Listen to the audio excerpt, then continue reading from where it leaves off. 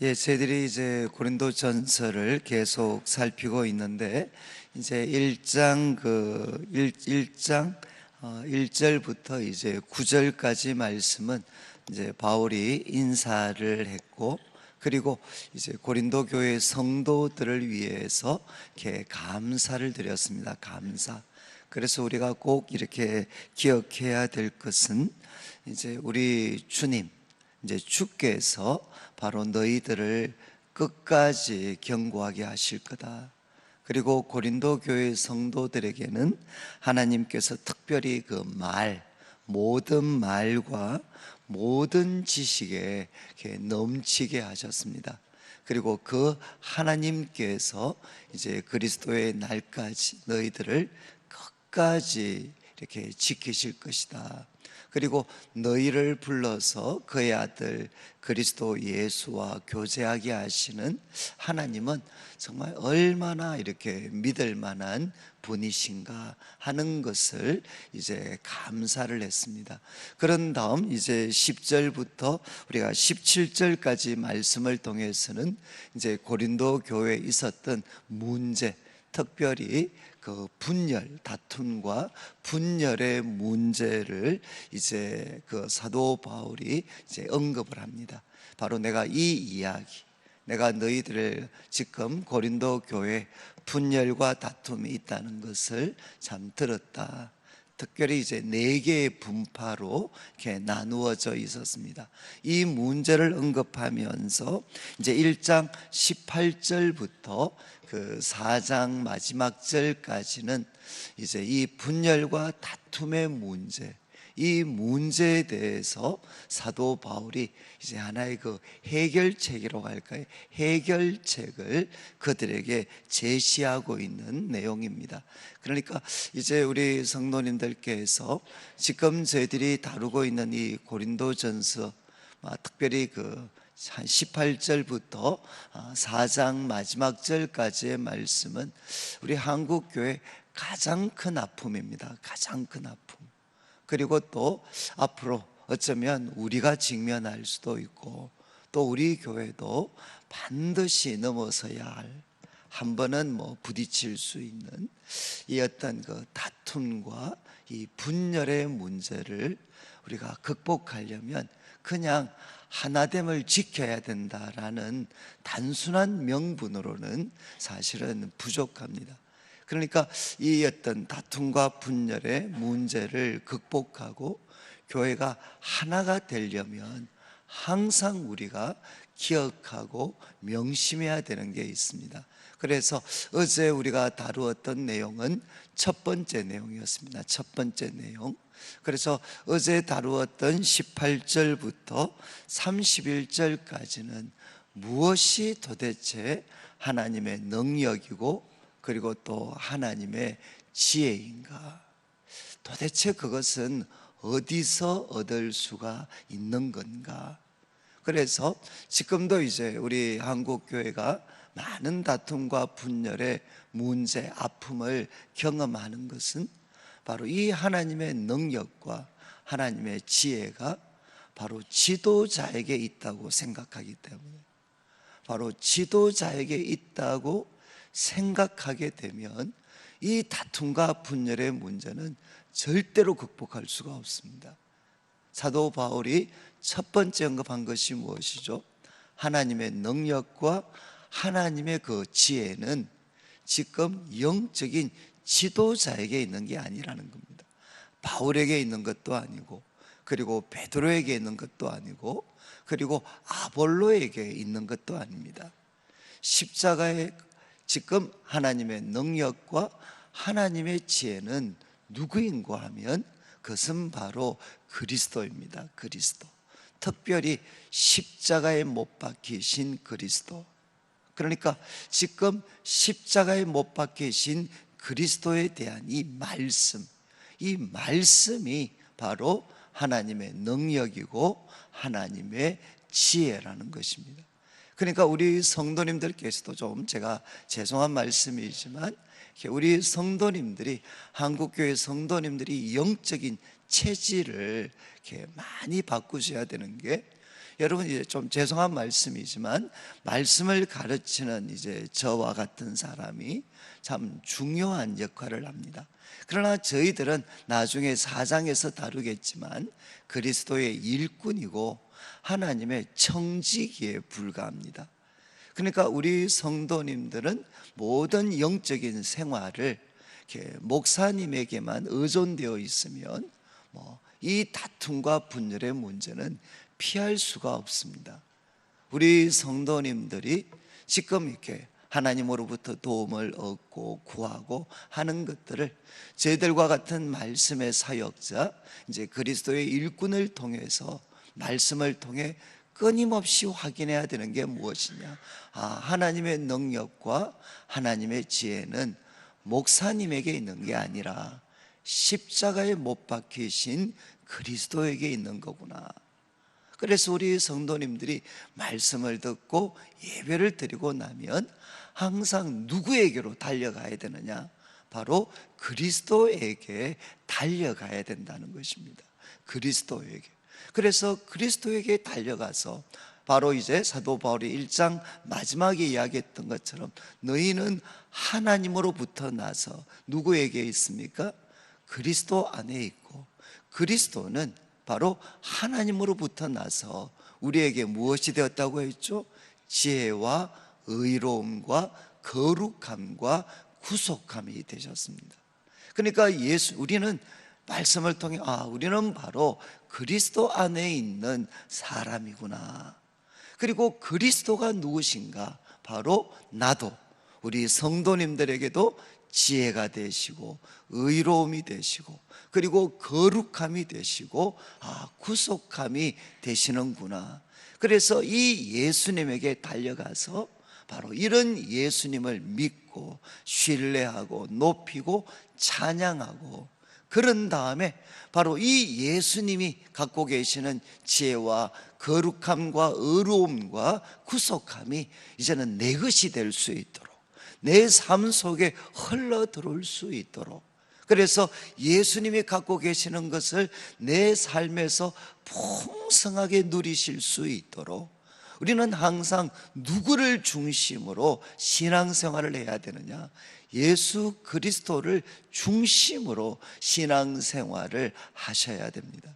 이것을 우리가 익혀놓지 않으면 지도자들이 바뀔 때마다 엄청난 홍역을 우리는 경험하게 되는 거죠.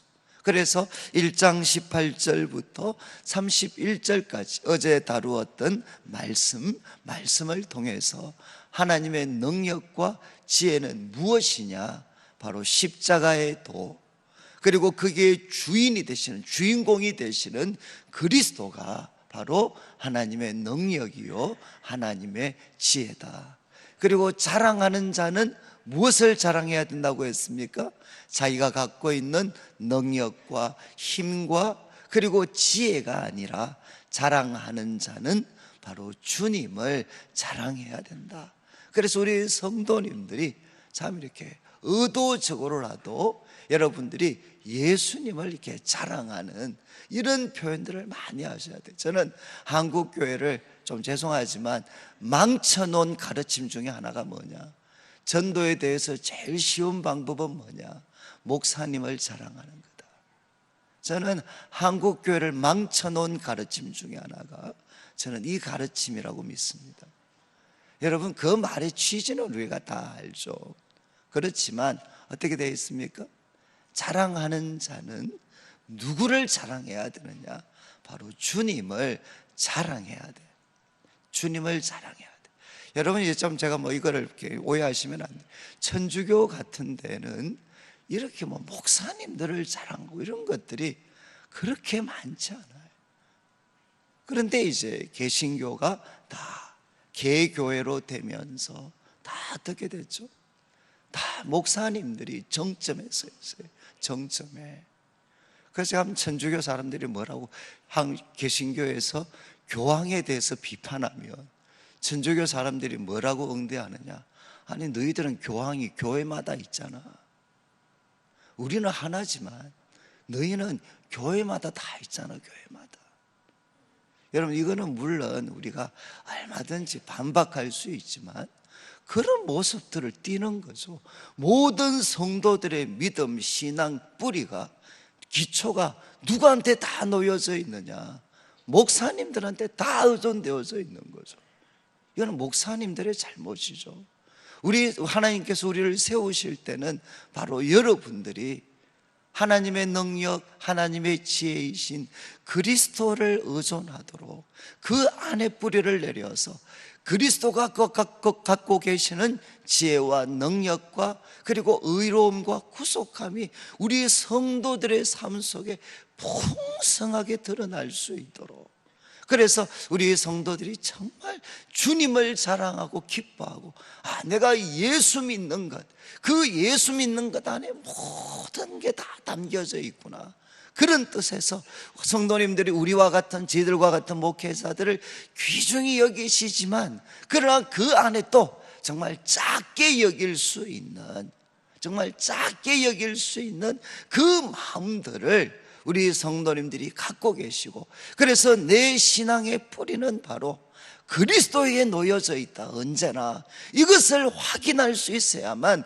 어떻게 되는가 하면 교회가 체질적으로 이 분열과 다툼을 극복을 할 수가 있습니다. 그런데 모든 신앙의 그 뿌리와 기초, 공동체 뿌리와 기초가 한 인물에게 집중이 되어 있다 그러면, 그 인물이 바뀌고 새로운 인물이 오면 여러분, 거기에 다툼과 분열이 생기는 건 이게 당연한 거죠. 체질 자체를 저희들과 나중에 3장의 결론인데, 3장의 나중에 이제 결론은 뭐냐? 바로 여러분들은 저희들과 같은 목회자들을 사용해야 된다는 거죠. 우리들을 믿고 신뢰해서 우리들에게 기초를 놓는 게 아니라 바로 우리들을 마음껏 사용해서 우리 성도님들의 신앙의 그 기초가 그리스도에게 놓여질 수 있도록, 그리고 좀 있으면 말씀드리는데 깨닫게 하시는 성령님께 의존하고 자라게 하시는 하나님께 의존할 수 있도록. 그러니까 바울이 결론적으로 나중에 이야기하는 것, 교회의 하나됨을 극복하려면 어떻게 해야 되느냐? 교회 하나됨을 지키고 다툼과 분열을 극복하려면 지도자들은 누군가 하면 믿고 의지하고 그들에게 뿌리를 내려야 되는, 그게 아닙니다. 기초석이 아닙니다. 바로 우리가 기초로 삼아야 될 분은 누구시냐? 우리 가르치는 사람들, 지도자들을 마음껏 활용해서 그분에게 지혜의 은사가 있으면 그 지혜의 은사를 마음껏 활용하고, 바울처럼 복음에 뜨거운 열정이 있으면 그것 마음껏 활용해서 우리 성도님들의 바로 신앙의 뿌리가 십자가에 못 박히신 그리스도, 깨닫게 하시는 성령님, 그리고 자라게 하시는 하나님께 항상 뿌리를 내어서 바로 그리스도 안에서 하나님이 약속하신 그 풍성한 삶을 마음껏 누리고, 그리고 세상에서 하나님의 나라와 의를 세워가는 그 삶을 살아가야 된다는 것입니다. 이 체질을 우리가 만들지 않으면 교회는 조금만 바람만 불면 어떻게 되느냐? 또 사람들을 중심으로 패가 모이고, 또 사람들을 중심으로 모이고 갈라지고, 이런 일들이 반복된다는 거죠. 반복. 그래서 이제 어제 우리가 십자가의 말씀을 나누었다면 2장 1절부터 오늘 다루는 5절까지 말씀은 사도 바울이 자기 이야기를 합니다. 내가 고린도 교회를 바로 세울 때 그때 어떻게 했는지를 이야기를 합니다. 그래서 1절을 보시면, 형제들아 내가 너희에게 나아가 하나님의 그 증거를 전할 때, 하나님이 이제 맡기신 말씀이죠. 하나님께서 맡기신, 앞에서 언급한 십자가의 도입니다. 내가 너희에게 나아가 하나님께서 맡기신 증거, 그 증거를 전할 때에 이렇게 했다는 겁니다. 말과 지혜의 아름다운 것으로 아니했다. 그러니까 말과 지혜의 그 뛰어남, 그 탁월함으로 나는 하지 않았다는 것입니다. 이제 이렇게 바울이 표현한 것은 우리 당시에 정말 이 어떤 이 그리스 지역에는 누가 많이 있었는가 하면 정말 말 잘하는 그 웅변가들이 있었습니다. 웅변가. 그래서 그 웅변가들은 자기의 평판이나 그리고 재정적인 후원을 위해서 달변, 그리고 또 수사학적인 능숙함, 이런 것들을 사용을 했습니다. 그런데 바울은 그것을 거부했다는 거죠. 거부. 나는 너희에게 나아가서 하나님의 증거를 전할 때 사람들이 가르치는 그 수사학적인 달변, 이런 것들을 나는 사용하지 않았다는 겁니다. 그러면서 2절 말씀에 정말 이거는 우리의 특별히 말씀을 가르치는 모든 분들이 기억해야 되는 바울의 결심이죠. 결심. 바울이 어떤 결심을 했느냐? 내가 너희 중에서 예수 그리스도와 그의 십자가에 못 박히신 것 외에는 아무것도 알지 아니하기로 작정하였다, 결심하였다. 바울이 어떤 결심을 했느냐? 나는 바로 예수 그리스도와 그리고 그의 십자가에 못 박히신 것 외에는 나는 아무것도 알지 아니하기로 작정하였다. 이거는 무슨 뜻이겠습니까? 바로 그것이 가장 중요하기 때문에 거기에 나의 모든 관심을 집중하겠다는 것입니다. 여러분, 하나님의 말씀에 바로 그 절정이 무엇이죠? 구약부터 시작된 하나님의 계시의 그 절정이 무엇이냐? 바로 예수 그리스도십니다. 그리고 예수 그리스도의 삶 가운데 바로 우리를 구원으로 이끌어간 그 절정은 또 무엇이냐? 그것은 바로 그분의 십자가입니다. 십자가. 그러니까 나는 거기에 집중하겠다는 것입니다. 나는 그리스도와 그리고 그의 십자가에 못 박히신 것 외에는 아무것도 알지 아니하기로, 거기에만 집중하도록, 거기에 집중하기로 그는 결심을 했다는 것입니다. 그러면서 3절에 내가 너희 가운데 거할 때, 바울은 참 고린도 지역에 그 화려하고 그 풍요하고 그리고 사람들이 자신의 성공을 자랑하고 자신의 지혜를 자랑하는 그 거대한 도시 고린도에 있을 때 바울은 뭐라고 표현했느냐? 나는 한마디로 약했다는 것입니다. 바울이 이 고린도에서 특별히 자기 잘난 것에 도취되어져 있는 이 고린도 교회, 그래서 고린도 전서에도 후서에도 이 표현이 자주 나옵니다. 나는 누구냐? 나는 약했다는 것입니다. 그 잘난 것을 자랑하는 그 도시 한복판에서 나는 참 약했다는 거죠. 나는 약했고 그리고 또 나는 두려워했다. 나는 약하고 그리고 두려워하고 그리고 심히 떨었다. 이거는 학자들 간에 뭐 약간 그 논란은 이 바울이 두려워하고 떨었는 게 대부분은 이제 우리는 그 거대하고 화려한 그 고린도에 대한 그 고린도 지역 그리고 그의 사역에 대한 두려움이다, 이렇게 좀 일반적으로 해석하는데, 또 바울에 대해서 좀 긍정적으로 묘사하시려고 하는 분들은 여기에 두려워하고 심히 떨은 것을 하나님과의 관계에서 보려고 하는 사람도 있습니다. 이해하시겠죠? 이제 하나님 언제나 함께 하시고 자기는 하나님을 대면하며 서 있기 때문에 하나님에 대한 두려움과 떨림으로 이렇게 해석하시려고 하는 분이 있는데, 저는 그래도 흐름상으로, 그리고 제가 기록해 놓은 이 사도행전 18장 9절과 10절 말씀, 이거는 이제 그 고린도에서 사역하다가 열매도 있었지만 거대한 저항 속에 있었던 바울에게 하나님께서 찾아오십니다. 하나님께서 찾아오셔서 두려워하지 마라, 두려워하지 마라. 이 성중에는 내 백성이 많이 있다. 두려워하지 마라. 이렇게 하나님께서 바울에게 말씀을 하십니다. 그리고 그 말씀에 입각해서 사도 바울은 1년 6개월을 머물면서 말씀을 전하게 됩니다. 이런 말씀들을 통해서 본다면 아마 사도 바울은 그 고린도의 그 어떤 화려한 분위기에 나름대로 어쩌면 압도되어 있는 그런 두려움으로 봐도 큰 문제는 없을 것 같습니다. 그래서 사도 바울은 그 당시 웅변가들이 보여줬던 자신만만하고 당당하고 화려한 그런 모습이 아니라 나는 약하고 그리고 두려워하고 심히 떨었다. 그런데 4절 말씀 보십시오. 내 말과 또 내 전도함이 설득력 있는 지혜의 말로 하지 않았다. 여러분, 이제 사도 바울이 그들에게 말씀을 전할 때 내 말과 또 나의 전도, 나의 선포함이, 그 선포함이 설득력 있는 지혜의 말로 하지 않았다. 대신 뭐라고 했습니까? 정말 여러분들이 앞으로 기도하셔야 되는 표현인데, 다만 성령의 나타나심과 능력으로 하였다. 성령의 나타나심과 능력으로 하였다.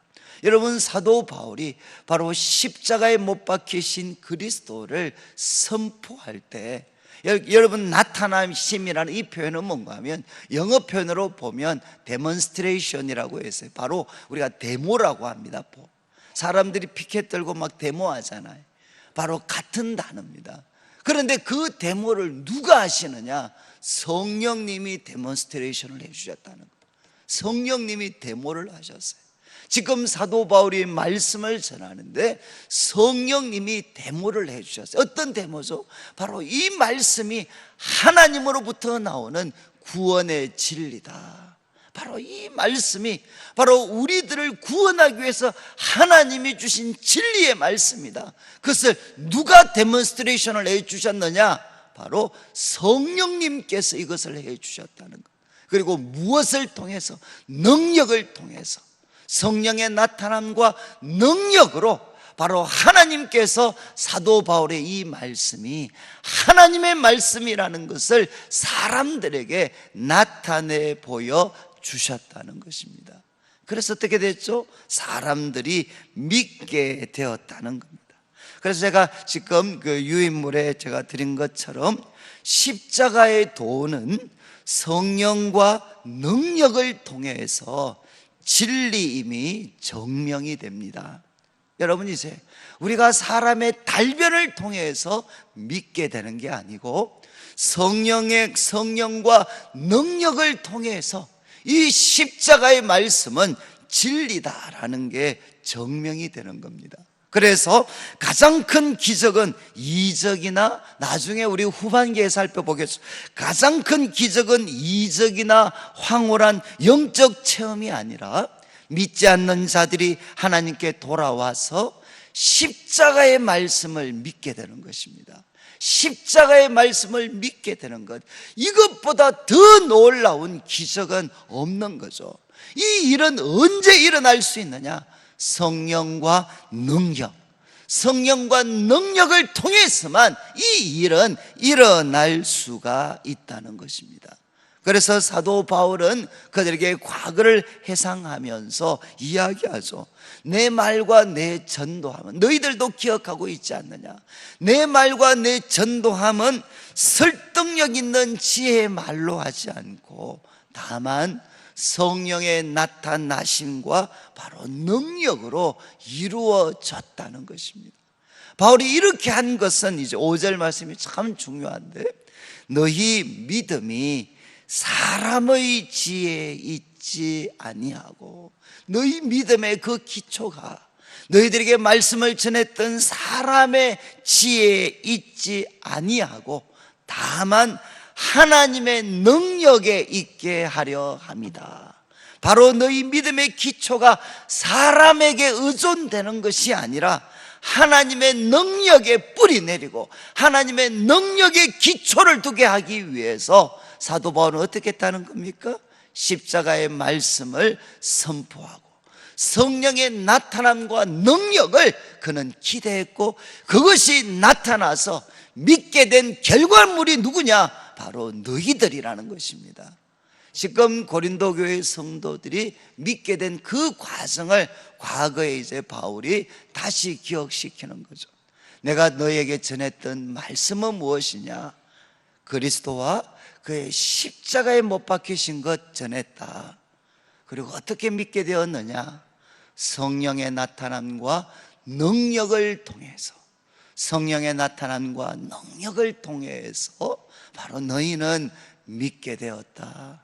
그리고 너희 믿음의 기초는 사람의 지혜가 아니다. 너희 믿음의 기초는 바로 하나님의 능력에 있는 것이다. 여러분, 이것이 바로 우리들에게도 똑같은 이야기죠. 여러분, 우리가 정말 하나님의 자녀가 되고 믿음의 사람이 될 때 우리가 무엇을 깨달았습니까? 그리스도와 그리고 십자가에 못 박히신 것, 그리스도와 그리고 그의 십자가에 못 박히신 것, 바로 이것을 우리는 깨닫게 됐습니다. 믿게 됐습니다. 과거에는 그렇게 노력을 해도 믿어지지 않았던, 말도 되지 않는다고 생각했던 이 말씀이 믿어지게 된 거죠. 아, 그리스도와 그리고 그의 십자가에 못 박히신 이 사건이 바로 나를 새로운 사람이 되게 하셨구나. 하나님이 나를 구원해 주셨구나. 그리고 그때 우리는 깨달았습니다. 이거는 사람의 지혜를 통해 깨닫게 된 것이 아니라 성령님이 바로 나에게 나타나셨어요. 성령님이 우리 성도님들에게 나타나셨습니다. 그리고 능력으로 찾아오셔서 우리들의 지성을 깨우고 의지를 굴복시키고 감정을 새롭게 해주셨어요. 그래서 어떻게 됐죠? 우리들은 그때 사람의 설교가 탁월해서가 아니라 그 설교 가운데 누가 역사하셨느냐? 성령님이 역사하셔서 바로 우리들이 예수님을 믿게 해주셨고, 그 결과 어떻게 됐느냐? 우리 믿음의 뿌리는 그날 말씀을 전했던 목사님이 아니라 누구한테 있습니까? 바로 하나님의 능력에 있습니다. 하나님이 나를 바꾸어 놓으셨습니다. 바울은 고린도 교회 성도들에게 바로 이 이야기를 전하는 거죠. 저는 우리 성도님들께서 이 말씀을 한번 기억하시면서 나는 도대체 어떻게 예수님을 믿게 되었나?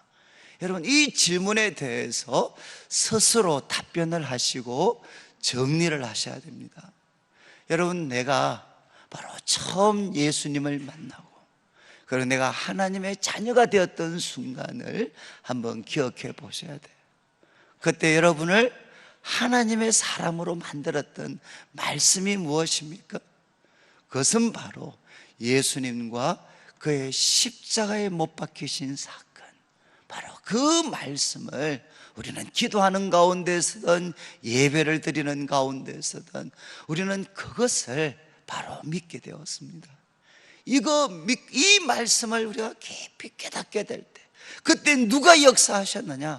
성령님이 역사하셔서 바로 이것이 진리구나, 이게 바로 나를 위한 구원의 말씀이구나 하는 것을 내가 성령의 나타나심을 통해서 깨닫게 됐어요. 성령의 데몬스트레이션을 통해서 깨닫게 됐습니다.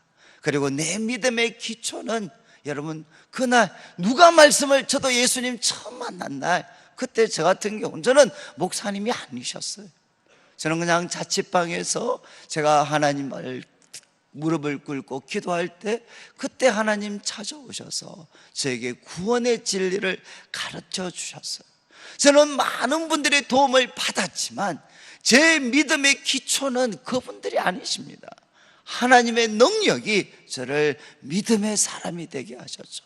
이것은 저만 그런 게 아니라 우리 모든 성도님들에게 똑같이 일어난 사건입니다. 나를 하나님의 자녀가 되게 한 가르침은 무엇이냐? 그리스도와 그분의 십자가입니다. 그리고 누가 역사했죠? 내가 노력했고 그날 목사님이 성령 충만해서가 아니라 성령님이 데몬스트레이션, 데모해 주셨어요. 누구한테? 나한테. 바로 이게 하나님의 진리라고 성령님이 데모하셨습니다. 그래서 우리는 그것을 받아들였습니다.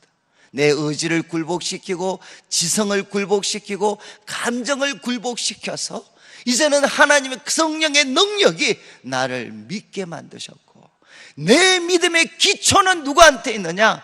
바로 하나님의 능력에 있습니다.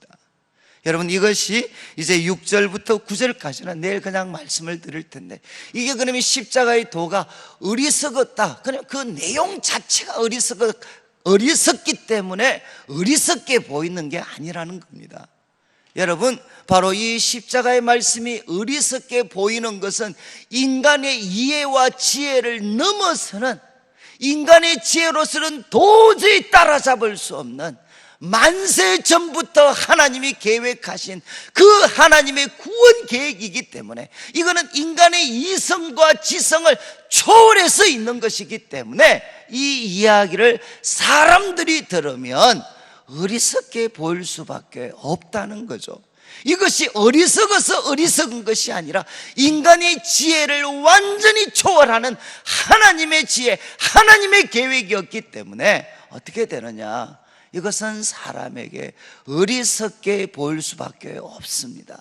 그리고 이 거대한 하나님의 진리는, 인간의 그 지성의 그 한계를 뛰어넘는 이 하나님의 지혜는 어떻게 내 것이 될 수 있느냐? 이제 다음 주 내일 말씀인데, 성령의 도우심을 통해서만 깨달을 수가 있습니다.